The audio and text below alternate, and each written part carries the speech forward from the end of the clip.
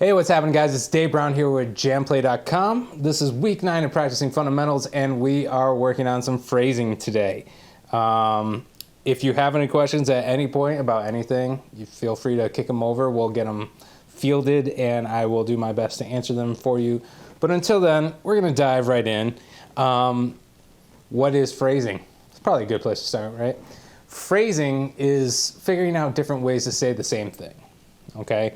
So, for instance, it's easiest to relate it to how you would normally speak. So if you're saying hello to somebody, depending, and especially it's always dependent on the scenario, like how you would say it in one scenario might be different than another. So for instance, if you're going to see your grandmother, you might say, "Hey, grandma," or "Hey, hello," or whatever. That's how I know that's how I greet my grandmother. But if you're going to greet your buddy, you might say, "Hey, what's up?" And they're both saying the same thing. They're both a greeting, but they phrase differently. It's not as obvious as a direct correlation in music because there's no words, so you don't really know how to, in that sense, implement it like that. However, again, how you choose to say it really kind of makes it your own. So it's, I don't know, maybe the greeting metaphor doesn't completely apply all the time, but it's that concept of taking the same thing and saying it slightly different depending on the scenario or how you're feeling or how you want to express yourself.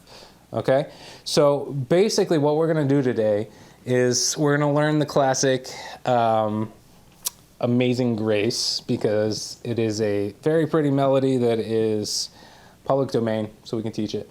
And I just find it's straight out of a major pentatonic scale, which is comfortable for most players. And it's generally familiar for most of you too, so you can... how you can kind of, you already have ideas of what it should sound like beyond just a plain cut, almost like student playing a clarinet in the 4th grade interpretation of it. Phrasing is finesse. It's cool. Basically, it's how to be cool when playing the guitar, essentially. So we're gonna go through how to play Amazing Grace as bare bones as possible. Then we're going to talk about a whole bunch of different options and ways you can think about phrasing a note. There's probably more. I wrote down like 8 or 9 of them. 1, 2, 3, we'll say 8. But then there's other concepts. And again, there's a lot of bleed over. All these concepts that we're going to be talking about today, hammers, pulls, dynamics, vibrato, embellishment, I don't know. Most of them are things that we've already talked about in this course. So again, it's like I mentioned previously in this course, it's hard to isolate some of these things because there's a lot of bleed over between what you would do. So for instance, like a grace note. Grace notes are good, but you got to apply them to either a hammer-on or a slide or a pull, bend. So there's concepts like that that'll kind of, pop up in a couple different places. But we'll get there. We're just going to start off with a basic Amazing Grace interpretation. So we're going to do it in the key of C, and it's going to be right out of this classic pentatonic. So most of you probably think of it as an A minor pentatonic. We'll start at the 5th fret with our first finger. This is going to go index, pinky, index, ring, or 5/7, 5/7, 5/7, 5/8, 5/8. So that's the scale this is going to be pulled out of. It doesn't mean you can't deviate from it, or again, sometimes that's the unique thing about the guitar is, like, for instance, there's on a piano, if you wanted to play like a 3-note phrase, there's only those like 3 keys that you can really play those 3 notes. You can attack them slightly differently, that's fine. But you can play several things, one thing in several different places, I should say, on the guitar. And, so for instance, if you were to play 3 notes, you could play those 3 notes on one string. You could play 1 on the first string and 2 on the second. You could play 2 on the or 3. So there's several ways you can use the physicality of the guitar to kind of phrase something too. So that's a whole nother thing that we're not even going to bother with today, really, just because we're trying to keep it simple and in place. But that's, again, there's going to be a whole bunch of things you can think about when doing this, and I'll try and tackle a lot of them, if not most of them. So if we're starting off in this position, it's going to start on the 5th fret of the 4th string. So we're going to go 5, 5. Okay, so that's just going to roll right over. You can hop your finger, you can place your finger down and then roll it over, whatever is comfortable. We're going to hold that for 3 beats. Then we're going to go, okay, so that's a triplet on beat 4. We're going to play 5 on the 2nd string, 7 on the 3rd string, 5 on the, 3rd string? Sorry, I had a thought that I need to.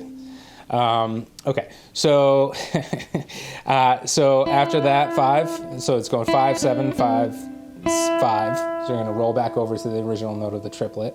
So again, let's just recap really quick. 5, 5, 5, 7, 5, 5. Okay, so that's a motif, not a motive, that's going to come up pretty much this whole song. So as long as you can get that. So, and as far as picking goes, I would go down, up, down, down. And because you don't want to, again, we talked about this with economy picking, you want to use a rest stroke right there and just push right through. It'll make your life easier. I'm here to look out for you, you know what I'm saying? After that, 5 on the 5th string, 2nd string, we're going to go to 7 on the 3rd fret. Wow, guys. Let me say that again. We got the 5th fret on the 2nd string, we're going to the 7th fret on the 3rd string, and then that's going down to the 5th fret on the 3rd string. And then we got 7th fret on the 4th string, and then 5th fret on the 4th string. Okay, so just to recap.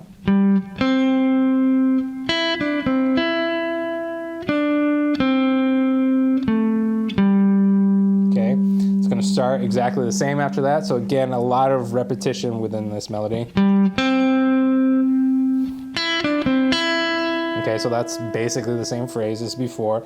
Now we're going to go 7 on the 3rd string, 5 on the 2nd, up to the 8th fret on the 2nd string. So, and so that 8th note might feel a little weird to you if you were just coming from the triplets. So let me take it from the beginning again, so you get the idea.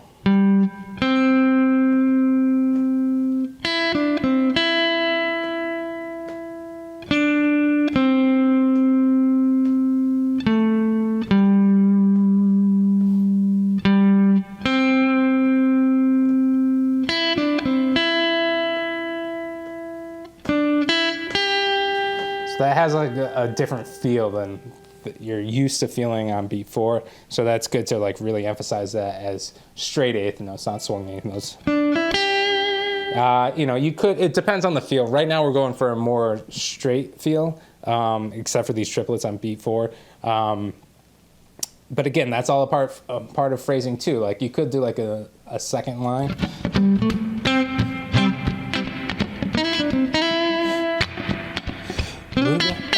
So that would be a moment where you would want to swing, you know, and that's a scenario that you have to read. Again, we're keeping it pretty straight, so something to think about later, but not pertaining to right now. So that's how most of my lessons go. I feel like I just kind of, you know, say whatever's on my mind. I'm like ADD squirrel. I got a lot of things going on up here. So my apologies if I'm hard to follow at times. Okay, so you got. So it's going up to that 8th fret, and then we're going to do 8th notes again on beat 4. Now it's going to go 5, 8, 8. Okay, then we're back to our triplet land. This isn't anything new. Okay, now it's going to go. So that's slightly different from before. Before we just went, then we went. So we doubled down on that note right there. So now we got that, then we got that, and that resolves to the 1. It's the 5th fret on the 3rd string, but it's the tonic, we shall say, okay? So I think most of you following along, there's nothing too complicated as long as you can see the tab. I would recommend memorizing this, okay, so you can kind of just get it under your fingers, because it's only then when you're really confident in what you're playing, regardless of whether you have something prepared or you're soloing, it's only when you really know what it should be that you're better capable of taking liberties with it, so that you don't completely stumble and fall. You know where to come back in, you know how much time in a specific allotted space that you have to work with, et cetera, et cetera. Okay, so let's just play this whole thing again, because that's what we're here to do. And then we'll talk about some of the things we can start to think about. Yeah, let's just go for it. Cool.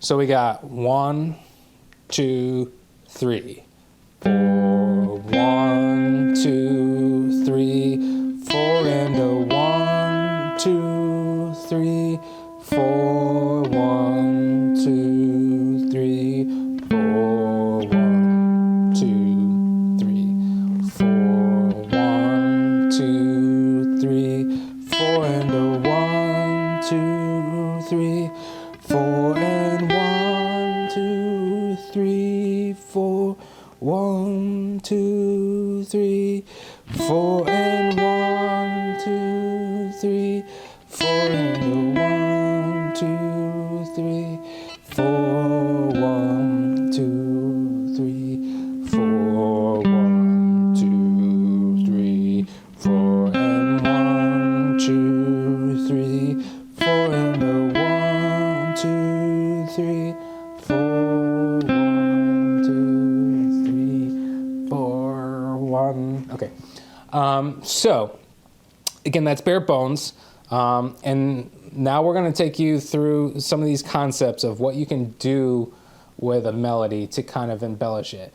So again, and it's not to say that these won't apply. There's kind of two different concepts, like how you would embellish a melody versus things you need to think about when you're trying to solo it and making that a little more creative. So, you know, all the concepts we're going to apply right now are definitely going to apply to the soloing concept too. We're not going to talk about soloing really, besides what I'm talking about right now. But it's good to think about, because I find, like, again, some of my students are, you know, I guess, well, I could have waited till I got to it. But basically, on top of all the things I'm about to mention, variety in rhythm is always good. Now, you know, when you're stuck to a particular melody, there's a certain expectation of what the rhythm should be and what the notes should be. But as we'll see, we'll come up with kind of different ways to kind of phrase things. Well, that's the whole point of the lesson, Dave, sorry. But no, we're going to, figure out ways to kind of mess with the rhythm slightly, but not too dramatically. But we'll get there. Okay, sorry. Again, it's a very fine balance between not enough coffee and too much coffee, and it's like an eclipse. You just got to be there for the right moment of the day. Clearly, that's not right now. Okay, so let's talk about how we can start to think about these notes differently. So, for instance, at the bottom of the first page here, I got basically notes on the 7th fret. So, the 7th fret of the 3rd string, notes irrelevant. But the idea is, if we were to think of these two notes as normal, it would be 2 half notes. So it'd be like 1, 2. Okay. Now, many things we could do. The very first thing we could do is dynamics. Okay. So you can think about playing soft. Okay. You could think about playing loud. You could think about ramping up the dynamics. So, like, you know, it's hard to do with just 2 notes, but in theory, if you were to continue to play those notes, so you can ramp it up and then you can bring it back down. This is a great thing to do with scales, to kind of just go through, like,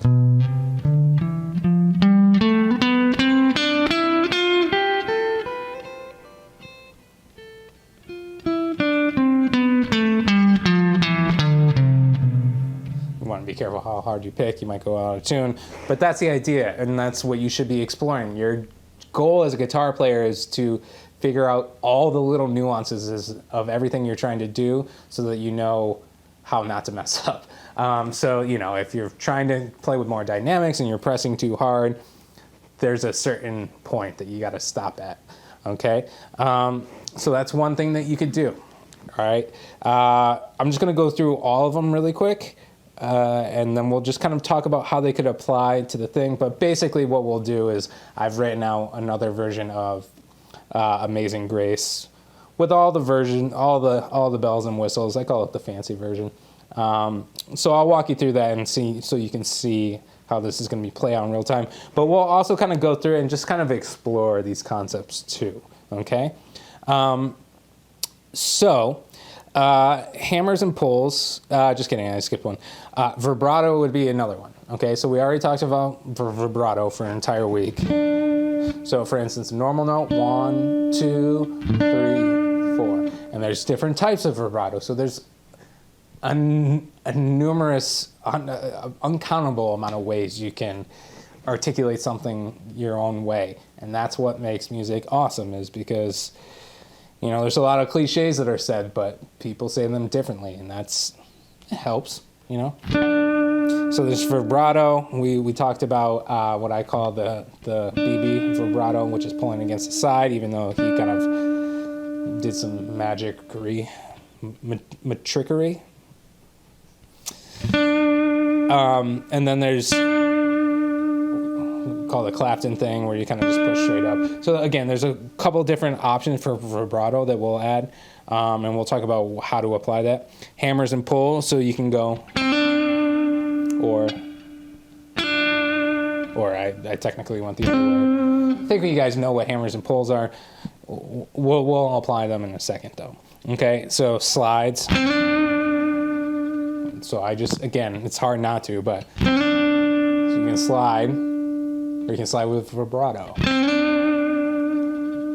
So again, we're comparing this to the normal note, very plain and vanilla, versus much more lyrical. Your job, you got a lot of jobs apparently. I'll keep telling you what your jobs are. Don't hate me for telling you what to do, because that's my job. But your job as a musician is to be as lyrical as you possibly can. You're trying to emulate the human voice, generally speaking. That's your goal, okay? So that's much more lyrical than just, I think you're all going to agree. And again, I was talking about grace notes earlier, so how you execute that, you could go, so that's like 1 and 2, 3, 4 versus what's written, which is a 16th note. 1, 2, 3, or grace note, which is so quick you don't even count it. So again, all of those are slightly different ways to say this. Okay, now you got bends, okay? Just like Radiohead, you got the bends. So you got, last time it was a scuba diving reference. Now it's a Radiohead reference. However, I'm sure the Radiohead they're probably referencing the scuba diving. Let's focus, Dave. All right, focus. So if you got this note right here, you can also say this exact pitch by bending up into that note.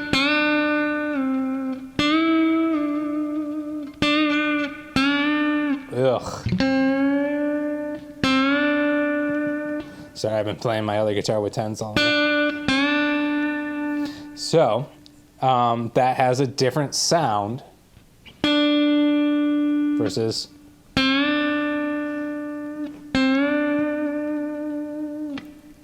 completely different approach. Okay, scraping into the note. So we're at the top of the second page here.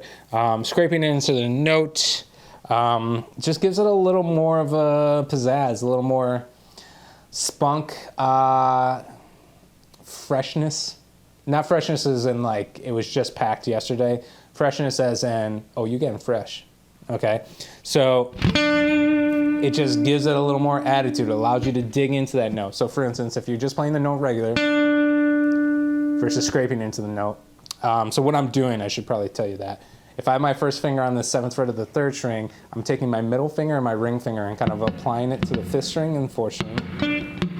And again, all about economy picking. I'm doing rest strokes. I'm basically strumming into them. So you want to be able to immediately strum through all 3 of those strings and have the pick physically stop by the 2nd string below. Okay? So, and what I'm doing is I'm going to click, click, and then I kind of get them out of the way and dig my first finger in. Okay? Now, again, that's still kind of plain, but vibrato kind of always sounds good when it's not a requirement. Again, use that at your discretion. But generally speaking, anytime you stop on a note at the end of a phrase, vibrato will always sound good. So instead of, now you got,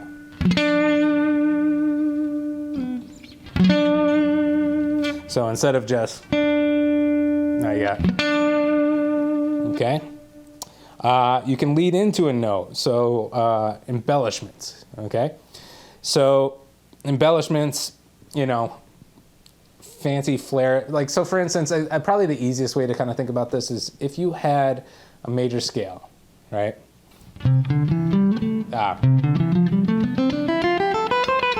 So if we're in this position, let's say you were leading up to the note. So let's say the first note was this, okay? So you got, then you can go,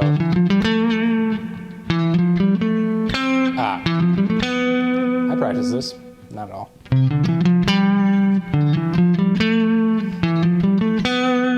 So basically, the basic core element of what you're trying to say is,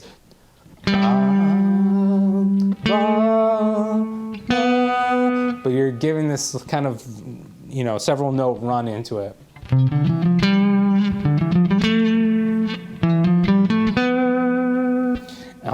So you still have those kind of peaks of pillars of, the very important things you're trying to accomplish, and then you have run-ups too.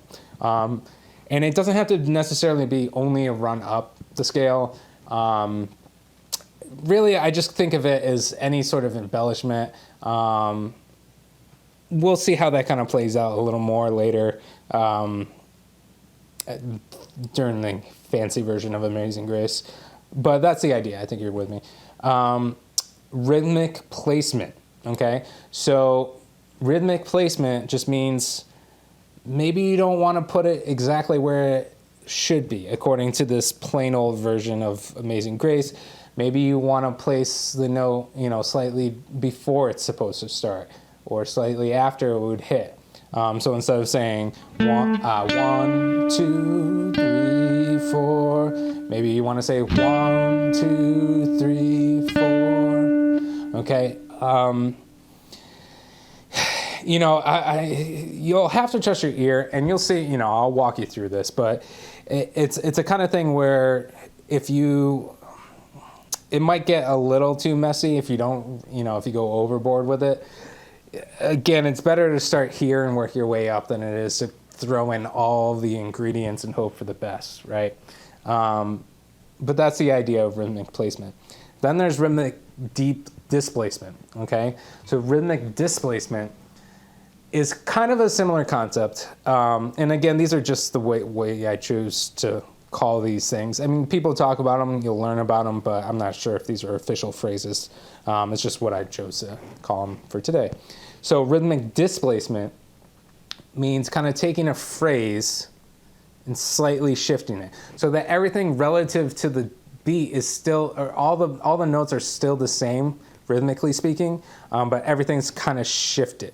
So instead of like this, it's this. My top arm is still the same, but relative to the bottom left, it's slightly off. So instead of, essentially what it is 2 half notes, but instead of starting on 1 and starting on 3, if we shift everything in 8th note, it would start on the and of 1, hold through the downbeat of 3, start on the and of 3. So that's, again, that one's a little more, we're not going to really deal with that in this version of Amazing Grace, but it's something to think about, and if we have time towards the end of the lesson, I'd like to go through it. It's a really cool thing to do, just to take, a couple note phrase and go, okay, what would it sound like if I started on 1? What would it sound like if I started on the and of 1? The of 3, like literally anything you can do, any place you can place it, it's going to sound different, even though everything's the same relative to it. I'm trying to come up with concepts and metaphors, but whatever. I think you guys are with me. If you're interested in that concept, while I'm on topic, Thelonious Monk. I'm not sure if you guys are jazz guys, but Thelonious Monk was a master of this. and there's, and especially when he did it, there was comedic value in it. Because sometimes it was, you know, just displaced, like I was mentioning, and sometimes it was just like stretched to its limits where the notes were longer than they should. Basically rhythmic placement and rhythmic displacement all at the same time. So you could still recognize the phrase, but it was wonky. It's like a wonky version of the original, almost like kind of a Salvador Dali painting, or just an impressionist painting where, or who's that guy? I'm more of a guitar player than a painter. It'll come to me. He's French. He was drunk. He used to pay for his bar tabs and little doodles, which were worth money, so it panned out. Picasso. Thank you. So, you know, you can still recognize it as a person, but it's clearly misformed. But there's still that original shape there. So that concept applies to music as well. You can kind of get weird like that. You know, you'll hear it in popular stuff too. It doesn't have to necessarily be jazz, but like Fiona Apple's, you know, Fast As You Can towards the end, the way she sings Fast As You Can, it tends to go over the bar line. Another concept would be like permutations is kind of in this area, but that's if you have a repeating motive that goes over and over again, and we're more concerned with just this melody. So I should probably talk about that and stop talking about all this stuff. But these are really cool concepts that kind of just break you out of your normal habits. You know what I'm saying? So, okay, so I just want to see how we're doing. If we were to go, let's just take the first line. So we got, so now we're back on the first page. So let's just kind of talk about all these dynamics over that one phrase and see how we can apply it, okay? So let's talk about dynamics. If you were to use dynamics during that first phrase, I would probably, I mean, again, it's at your discretion, and sometimes you know, if you're playing with a band, the band might go down, so you kind of have to follow people's, but right now, clearly, we're just playing solo. So it's really up to us, which is good, creatively. I would say that triplet thing tends to be a little more dramatic than the other part. So if I was to apply dynamics here, I might go and kind of build it up towards that resolution point on the 5th fret of the 2nd string in bar 2 there.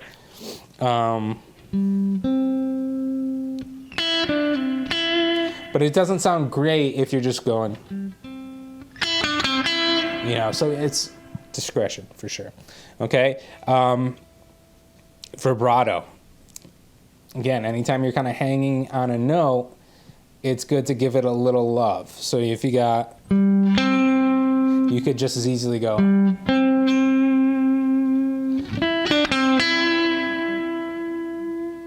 Okay, so both of those notes, right there, deserve a little vibrato. You know, make it sing. Okay, so you got. So let's try and do dynamics with it. So.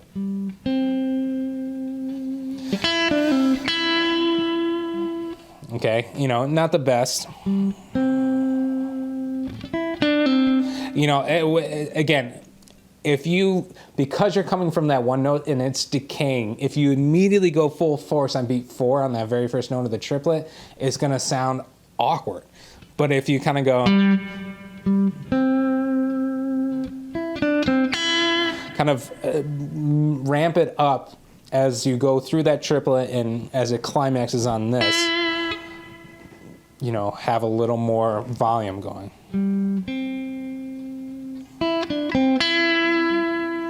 So something to think about right there. If you were to do a hammer-on, you know, you could start to go overboard with this. So here is an example of going overboard. What if you really love hammer-ons and you just want to apply them to the whole thing all the time?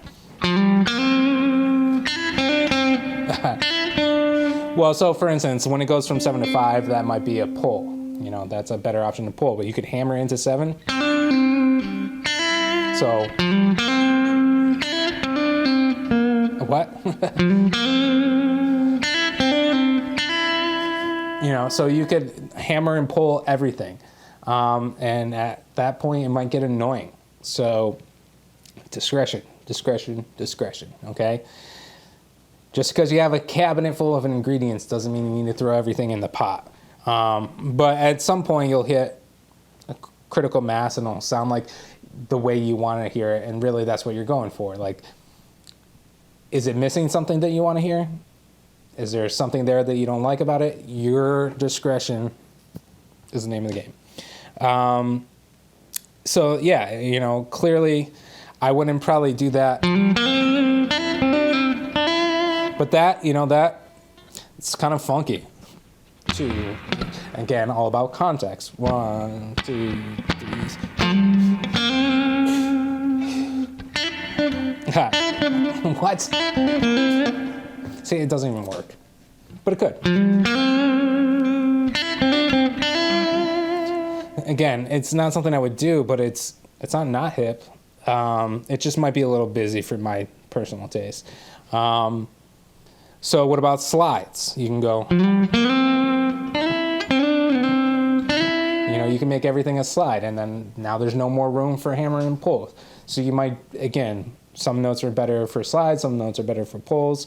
So for instance, if I was to use both hammer and pulls, I might, and slides, I like the slide in the first note, that's nice. I like the vibrato on that note.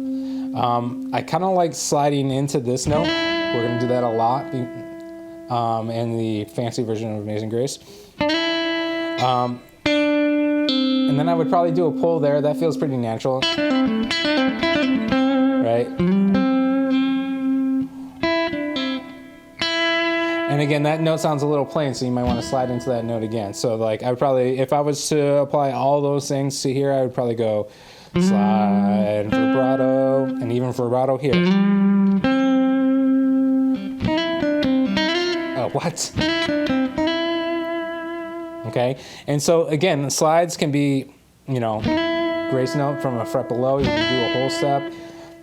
So many things to tweak and make it just so, you know.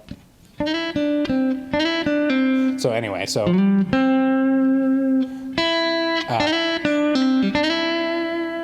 that's probably how I would treat that. That's a good way to go for it. You could also go, if we're dealing with bends, you know, this note right here is a whole step away from this note, so you could go, you know, there's a whole bunch of different options, but I like that.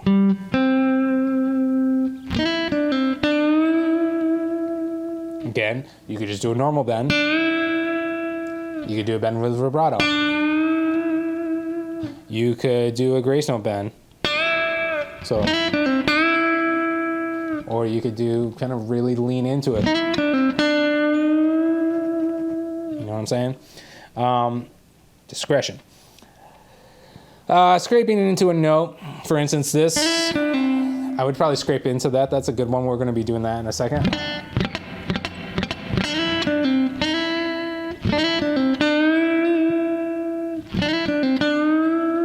Okay, running up to the note, maybe like, you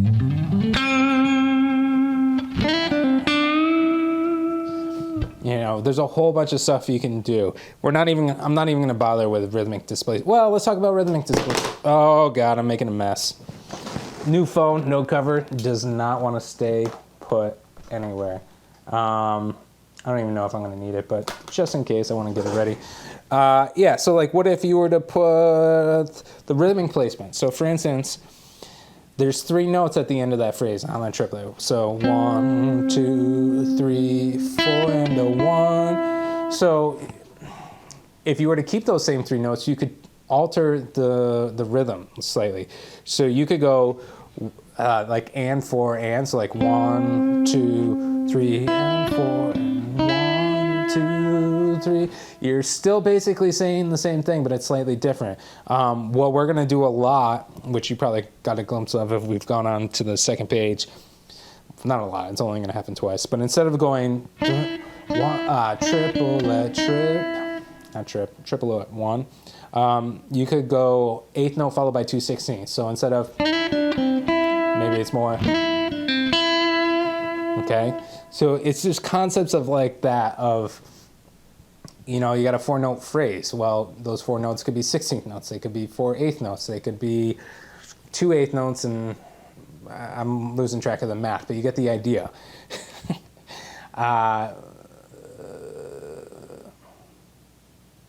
1/8 note on the end of 3, 1/8 note on the end of 3, and then another 8th note on the downbeat of 4 and 2/16, or 2/16 on the downbeat of 4, and then an 8th note at the end. There's a whole bunch of ways you can do it. It's overwhelming.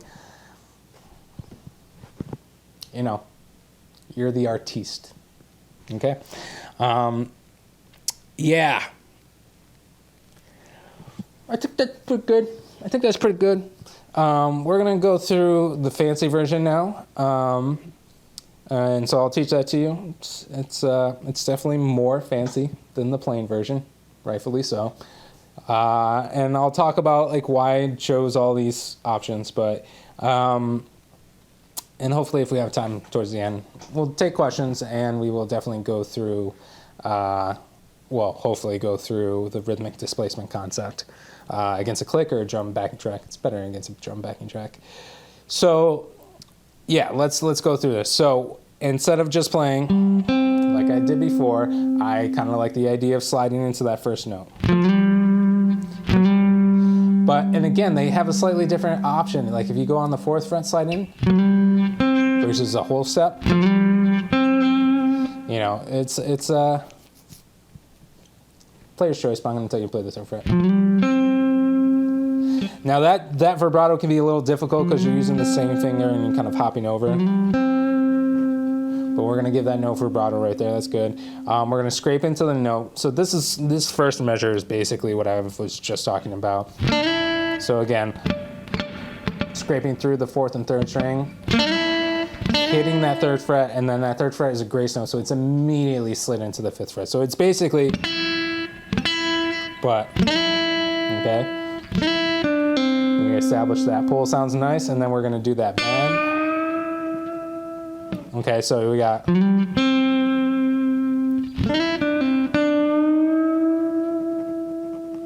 that's going to sound nice with vibrato. And I kind of like, so again, it could go, but I'm gonna ask you to drag that one out. Then on B4, we got to play the 7th fret, but instead of striking it, we're just going to release the bend. So it's going to go, and then pulling off to that 5th fret and giving that vibrato. Okay, so you got.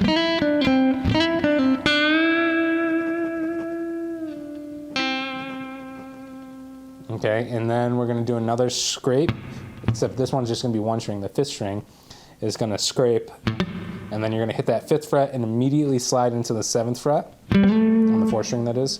So ring finger on the 5th fret, sliding into the 7th fret, and then you're going to slide back to 5 and back up to 7 really quick.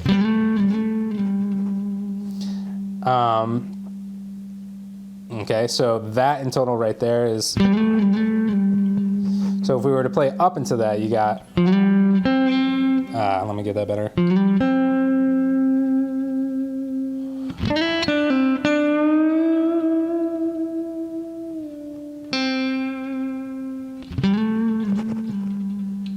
Okay, then we're gonna go sliding again. And this is kind of how it was towards the end of the first option, or the first easier one. We're gonna add the 2 notes. And I'm sorry, we're gonna re-up on that 5th fret. So we're gonna go. So we're gonna slide into both of those notes, but we gotta play the 5th fret normal first. So we got 4 and 1. Then we got similar thing, but again, this is the one where we got the 8th note followed by 2/16 instead of a triplet. So instead of, now it's, okay.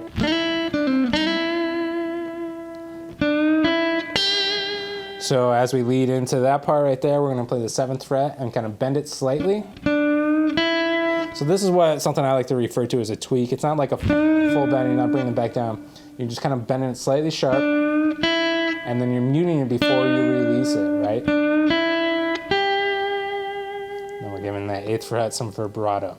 So let's just kind of review up until there. We got...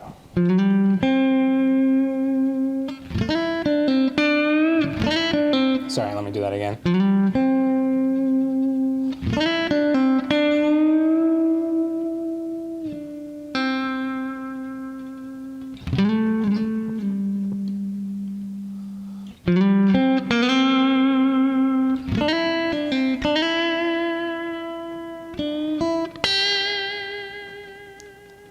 That's another one I've completely, there's so many things to think about. So instead of just striking the note, as far as dynamics go, I guess you would kind of classify this under dynamics, you can also finger pick it, okay?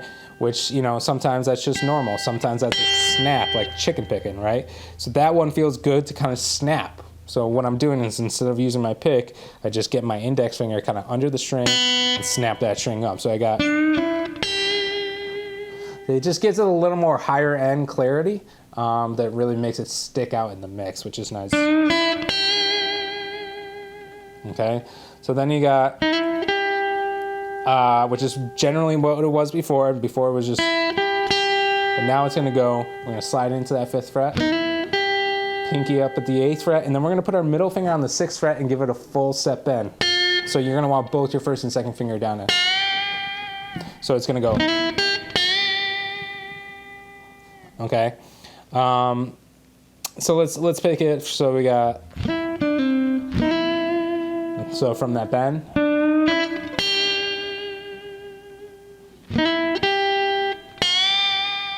so again, if I don't pick it, if I pick it with my pick,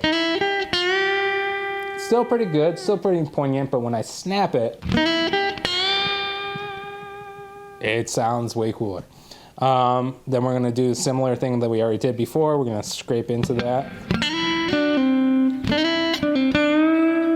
Now technically that's the 8th note followed by the 2/16, but if you're playing this for yourself, you know, if you happen to play a triplet versus that, nobody's going to call you out on it. Again, this is your interpretation. This is what jazz players do with melodies every time they play, right? But anyway. So again, we're coming from here. We got... And, you know, I'm sorry.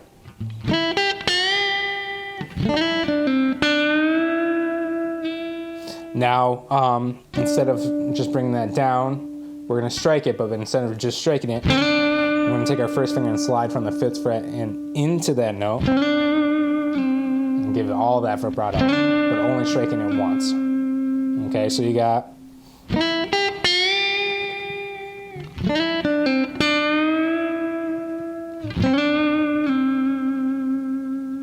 Okay, and anytime you get,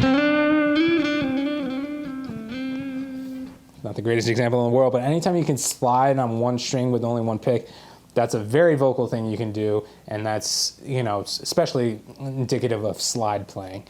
So something to think about. It's a very soulful approach. Anyway, so you got...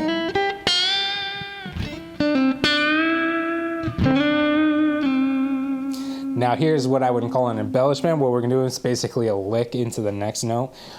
So we're gonna take our pinky up on the 8th fret of the 2nd string, and we're gonna do a pre-bend on the 7th fret. So all 3 fingers down on the 3rd string, 5th, 6th, and 7. And so you're gonna do a pre-bend, a whole step up. You're gonna release it and pull. So you got, essentially what's gonna turn out to be 3E and 4E and, 4E and, what? 4E and, yeah, I know what it is. So it's going 3E and 4E and, okay. So again, that's just an embellishment. So here it is without it. You got,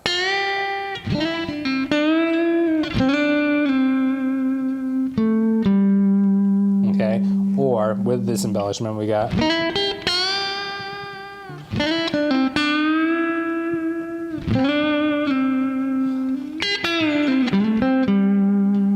so it's just, you know, it's fancier. It's almost a solo, but it's just what you know, what do they put on plates? Not well, it's parsley. You know what I'm saying? It's a little fro. Anyway, decoration. No, what is the word? Get at me. All right. Now I'm going to do another embellishment. We're going to run up to it. So again, we're coming from this. We got. So again, we're taking a ring finger, sliding from 5 into 7. 5th fret on the 3rd string, grabs that index finger.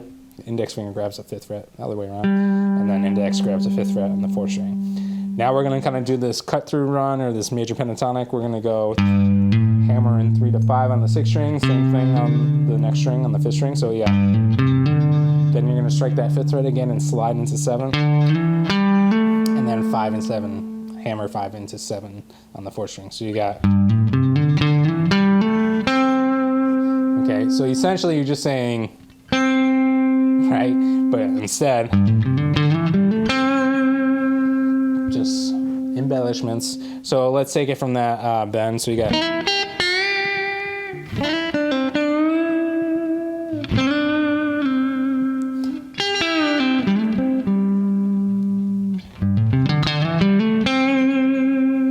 Okay, now this one is going to take some liberty with the note. Instead of the major 3rd, it's going to just do a half bend, which is just a nice bluesy option for it. So back to the triplet. So you're going to hit bend, pre-bend slightly sharp on the 7th fret of the 3rd string with your ring finger. Bend it back, or release it, I should say. And that's all part of the triplet. So like triple, and then you're pulling off to the 5th fret on the So you got 2, 3, 4, and then we're sliding into the major 3rd on the 2nd string, 4th fret into the 5th fret. So you got, I'm sorry. Now we're going to do a sliding back into a note, so we're going to have to stretch our ring fingers slightly farther than the 7th fret. From the blue note, you're going to slide the 8th fret into the 7th fret, but as a grace note, very quick like that. So now technically that's where it resolves, but we're going to prolong that. So a very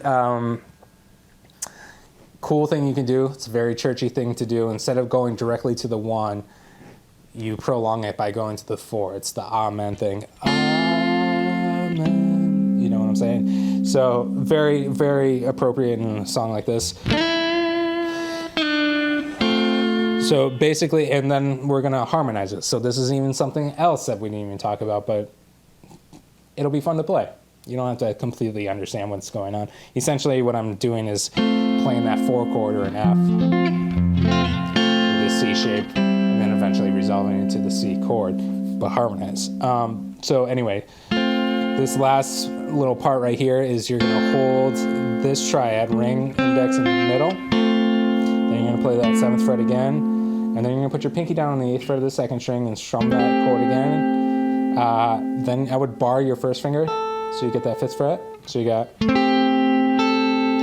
you're going to play that chord again with your pinky still down. Take your pinky off to the original triad, and then we're going to slide into the 5th fret on strings 4, 3, and 2 for that C major triad in the second inversion. Okay, so in total, coming from that run up, you got. And that should have some vibrato on that. Sorry.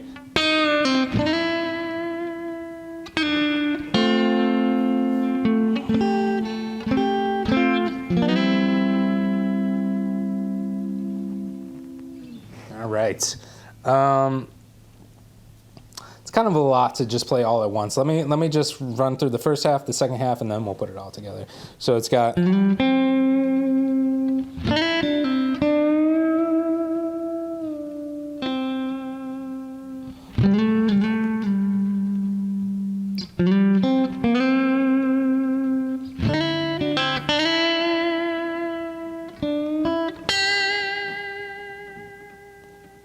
Okay, so that's good there. The second half, let me play it again.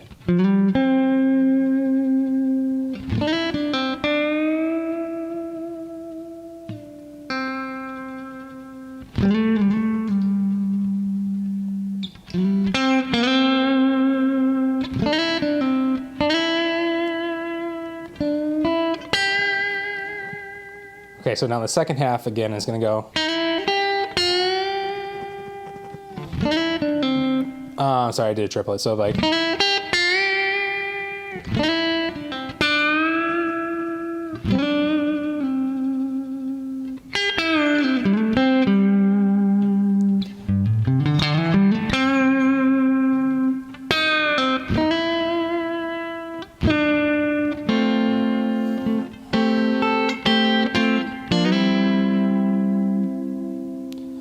put it all together now. So we got 1, 2, 3.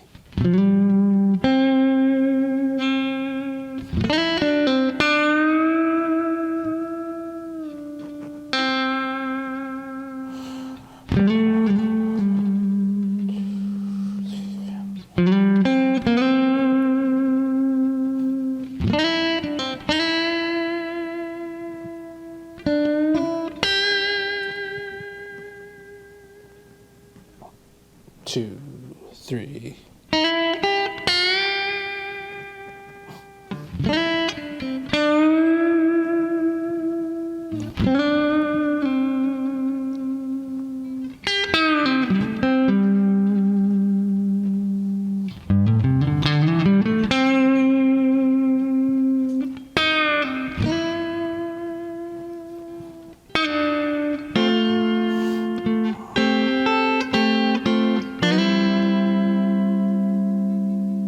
Okay, hopefully my timing was pretty relatively solid. Let me put it against a click too. Hopefully my click's not too loud.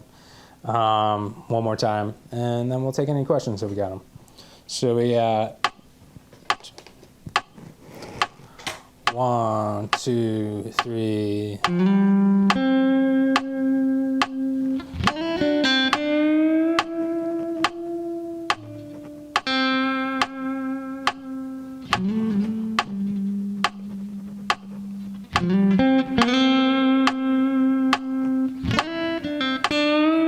That's not what it is. Let me try that again. I'm going to do that unfair.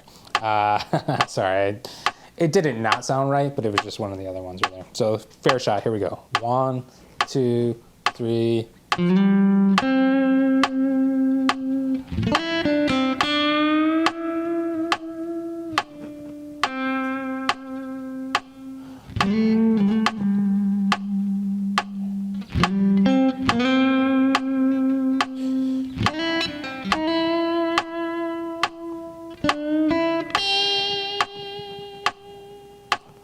1, 2, 3.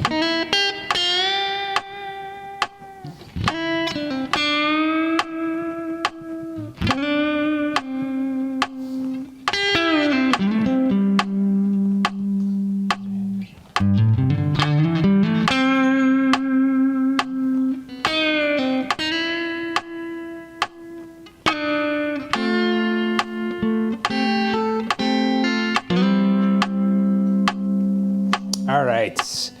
Hopefully you guys dig that interpretation. Let's get to some questions, shall we?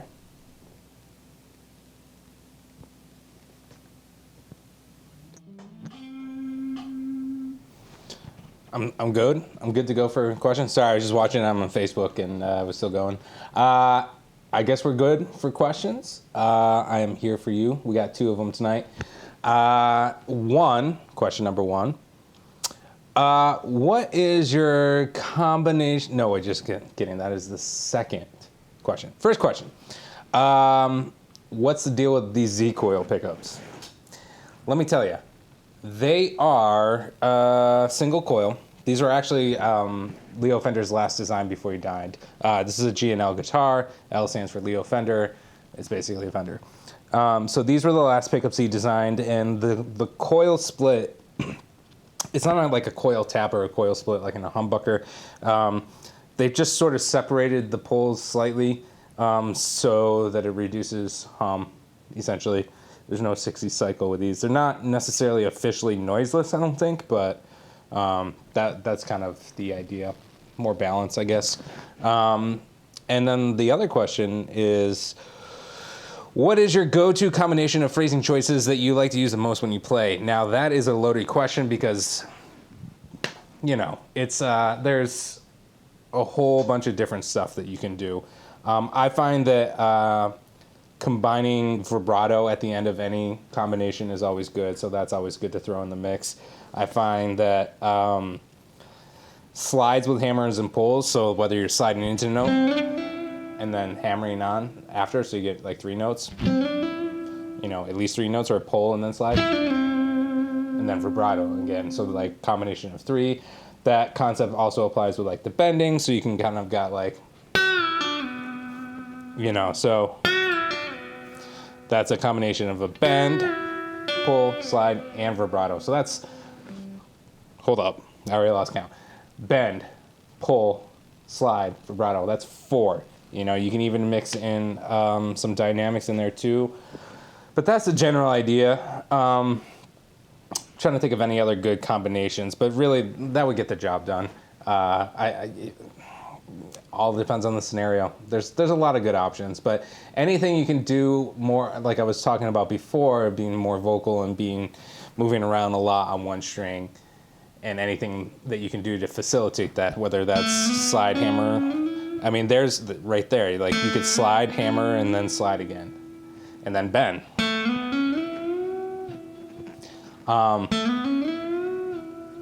So, you know, the more the merrier sometimes, you know, depending on what you're trying to do. But that's all I got to say about that. We got no other questions, so we are going to wrap this sucker up. I just want to make sure. Any final thoughts? My final thought is I hope you enjoyed the lesson, and I hope you had fun. And it's sad that we only got, my final thought is it's sad that we only got one more lesson left. So practicing fundamentals next week, we'll talk about how to kind of craft a practicing schedule. And then I'll walk you through a sample one that I'd like to implement for myself after kind of talking about all this stuff over the past it's been about 12 weeks now, 3 months with some technical difficulties. But yeah, thanks for hanging, and we'll see you next week. What should I play? I don't know. You know what?